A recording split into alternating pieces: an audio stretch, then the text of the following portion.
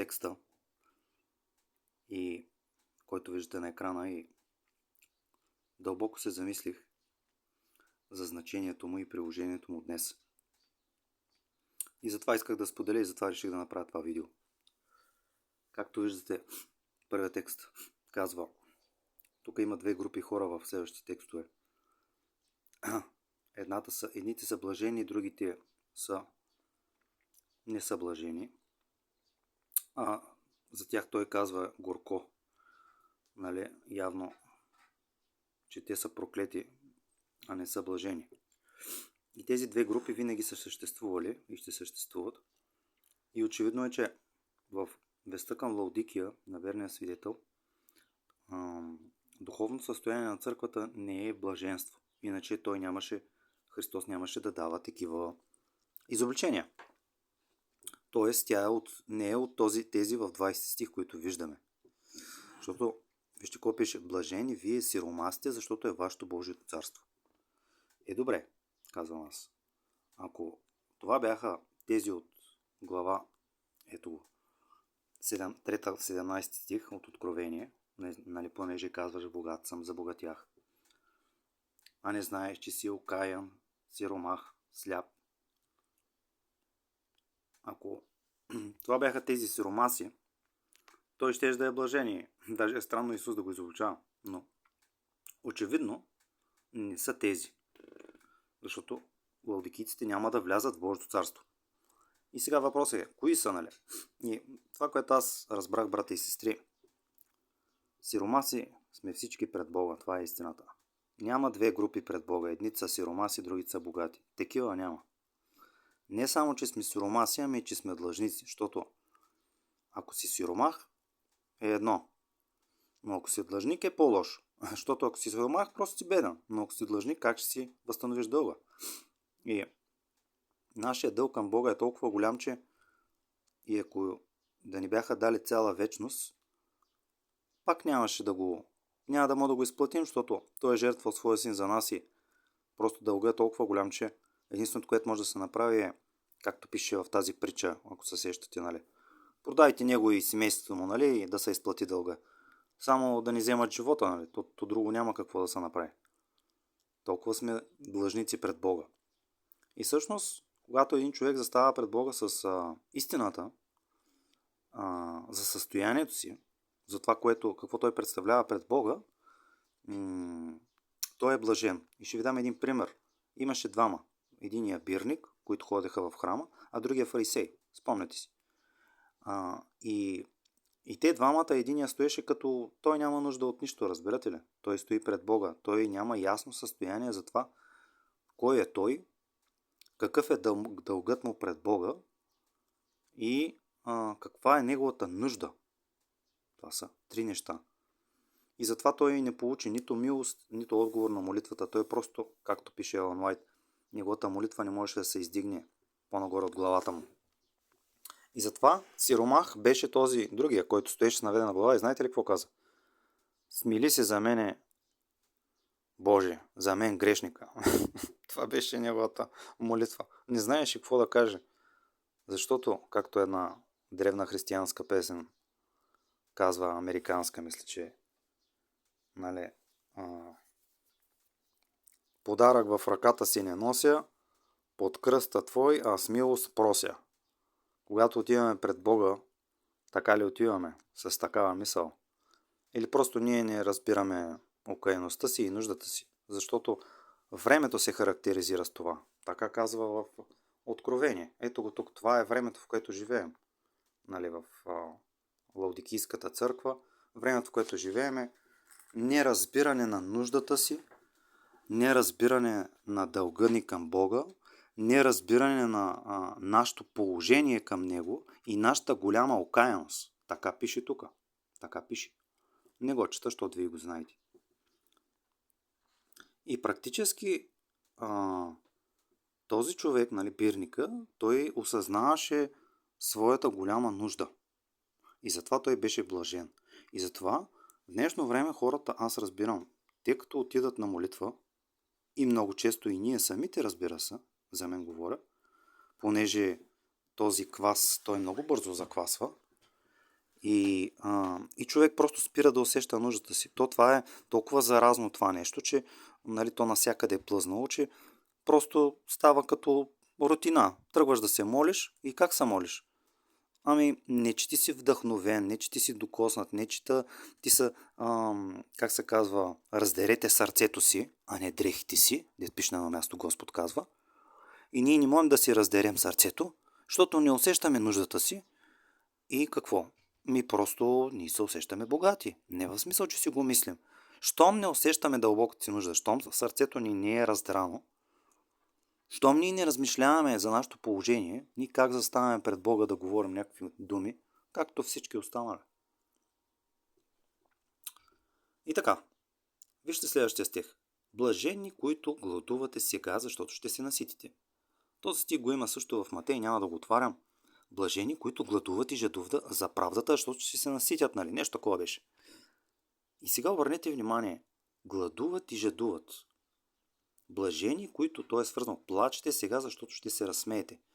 Ами за какво гладуват? Ами човек като усеща, че е нещастник, сиромах, като вижда своите дела, като вижда, че колкото и усилия да хвърля, той ги вижда. Той просто вижда, че това е едно окаянство. Всичко, което върши, е опетнено от грях.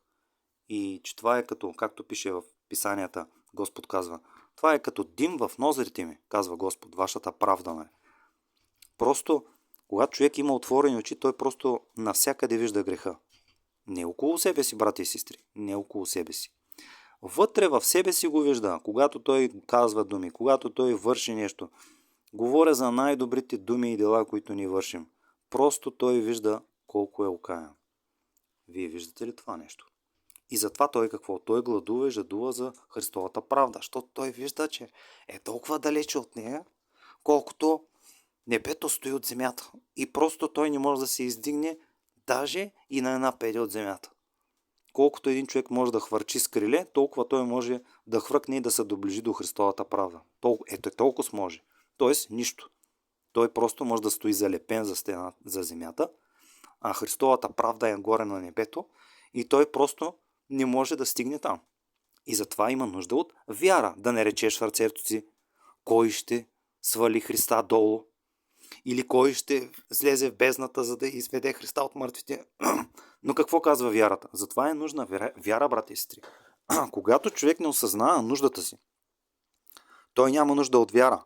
И затова всъщност Христос в Откровение 3 глава 17 стих съветва, ето го стиха, да купиш от мене злато. Това е вярата. Но ако той не усеща нуждата си, как ще си купи той злато? Просто това е невъзможно. И практически затова, то е свързано и с следващата част от стиха 21, който ще им блажени, които плачете, защото ще се разсмеете. И да ви кажа аз така с годините, откакто съм вярващ, ходили сме, посещавали сме събрания. Ние и така се радваме, смеем се, общи обяди. Но къде е плача? И сега въпрос е, ама защо трябва да плачем, нали? Ами точно защото гладуваме и жадуваме. Нали смисъл, като виждаме нашето окаянство, това ще произведе в нас плач, точно както в главата пресяването от ранни писания, нали? Хората, които се молят, агонизират, защото тези хора в главата пресяването виждат тези неща. А другите, които в момента не плачат, те не ги виждат и затова не са блажени, брати и сестри.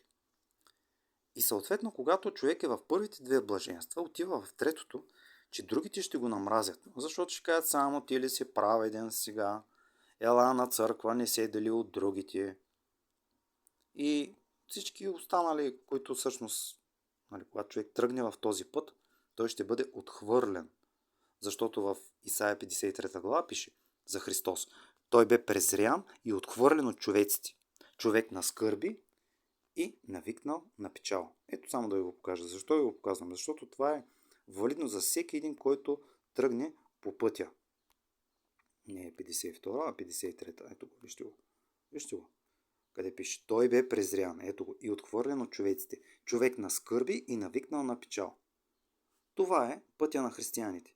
Ако човек не е отхвърлен, той не е човек на скърби и навикнал на печал, няма как той да просто въобще да е някога да е бил в пътя. или той да е бил презиран. Така, връщаме се назад. Така, вижте сега, когато ви намразят човеците и когато ви отвъчват от себе си и ви похулят, така. И отхвърлят името ви като лошо. И кое е лошо? Защото ти ги изобличаваш за грях и им казват, брати и сестри, вижте, тук има една веста към Лаудикия. Тя се отнася за нас. И затова се започват едни хули и се казва, този наш брат нещо му стана. Той не е добре. Вижте какви неща говори. Че Христос не бил в църквата. Да, защото всъщност, в Откровение, 3 глава, ето го тук, то го пише, че ето стоя на вратата и хлопам. Тоест, човека проповядва истината, нали? Няма да се заобучавам върху това нещо. Вижте сега следващия. Зарадвайте се в оня ден, възрадвайте се в оня ден и заиграйте, защото ето голяма е наградата ви на небесата, понеже и бащите им правеха така на пророците. И сега забележете този стих. Горко на вас богатите, защото сте приели вече утехата си.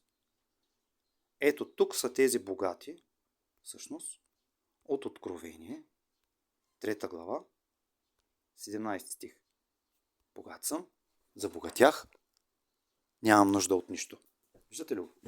Горко на вас богатите. Тоест, това е точно обратното на онези, които говорихме за блаженствата, за сиромасите. Тук виждаме богатите. Тоест хора, които не осъзнават своята нужда. Хората, които не копнеят за Христовата правда.